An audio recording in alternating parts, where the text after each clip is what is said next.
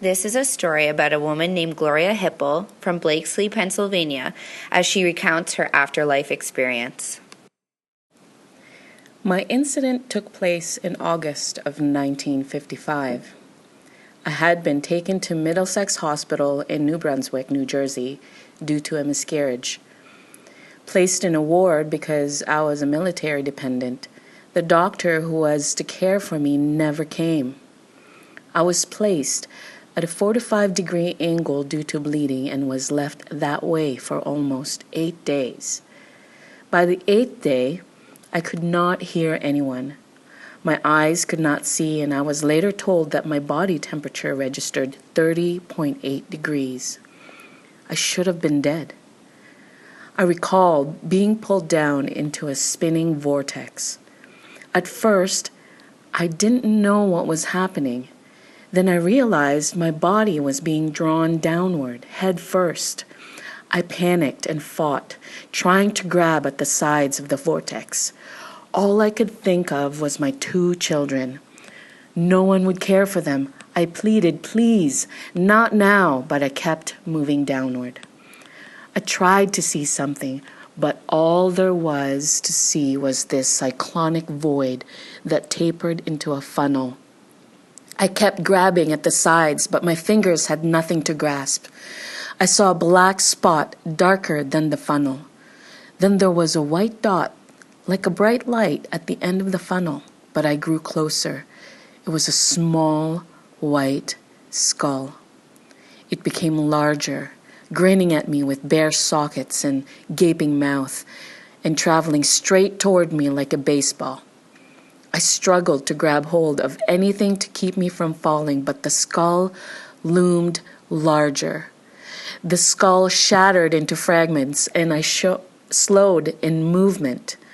A white light, the brightest light I have ever known or will ever see again, was in place of the skull. It was so bright, yet it did not blind me. It was a welcoming, calming light. The black spot was gone. I felt absolute peace of mind and sensed myself floating upward, and I was back. I heard my husband calling me off in the distance. I opened my eyes but could not see him. 2 doctors were at the foot of my bed. Both were angry and compassionate at the same time. I was taken to the operating room, given several pints of blood, and was released 1 week later. It was the most horrendous, yet the most gratifying experience I've ever had in my life. Andrew Newberg is a neuroscientist and professor at Thomas Jefferson's University and Hospital and has made his reputation studying the brain scans of religious people, nuns, and monks who have ecstatic experiences as they meditate. He believes the tunnel and the light that near-death experiencers so frequently describe can be easily explained. As your eyesight fades, you lose peripheral areas first, he points out.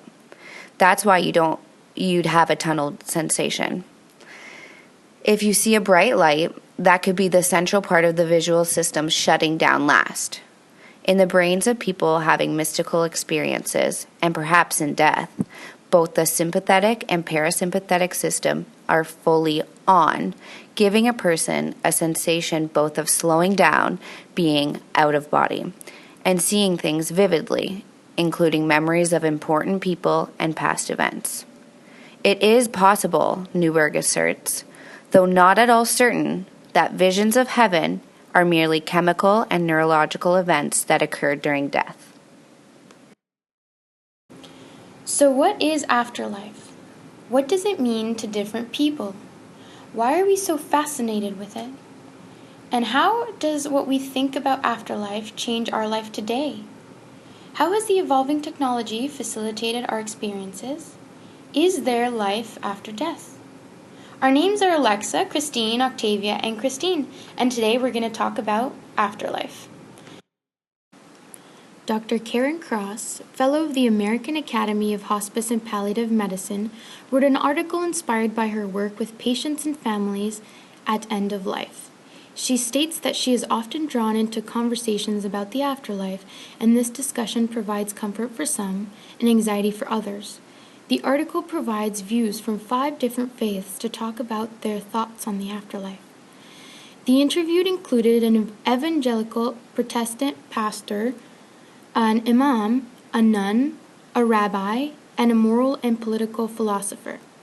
The pastor believes that the afterlife is where we have learned to live together despite our many differences, and the purpose of the idea of eternity is a template for moral relationships here on earth. The imam described judgments of good and bad deeds resulting in either the pleasures of a beautiful paradise where all desires are fulfilled, or the torment of the hellfire. The Catholic nun is confident in her hope for a final union with God in the kingdom of heaven, where there is no more suffering, tears, or violence, but is less sure that there is a hell. The rabbi said that the injustices in our everyday lives lead him to believe in the presence of an afterlife, because its absence wouldn't coexist with the idea of a just God. The philosopher believes in another kind of afterlife. In his book Death and the Afterlife, philosopher Samuel Shuffler differentiates between a traditional personal afterlife consisting of ideas described above and a collection of afterlife where each of us will die but humanity will live on after our deaths. He says that his belief in a collective afterlife where others will live on after us can be for many as important to daily life as a spiritual beliefs in a personal afterlife. People often fear that they will be forgotten as soon as they die. Faced with this fear, it is comforting to know that there are people who value their relations with you and who will continue to live after you have died. This makes it possible for you to feel that you have a place in a social world of the future. Why are we so fascinated with it? How does what we think about afterlife change our life today? And how does our evolving technology facilitate our life experiences in the here and now? In the media around the world, we see hype about afterlife. Countless movies, shows, and TV series have trended to seek out ideologies of afterlife. Long Island Medium is a reality show based on a medium who helps people connect with their loved ones. On the show, you can see people finding peace and hope when communicating through a medium. We are seeing people hosting parties where mediums attend and provide readings and connect with their loved ones. Movies like Hereafter.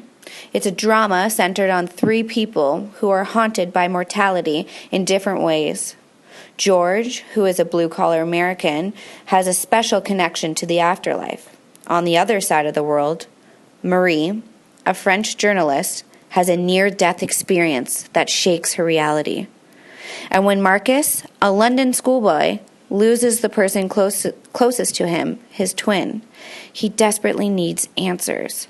Each on a path in search of the truth, their lives intersect and are forever changed by what they believe might or must exist in the hereafter.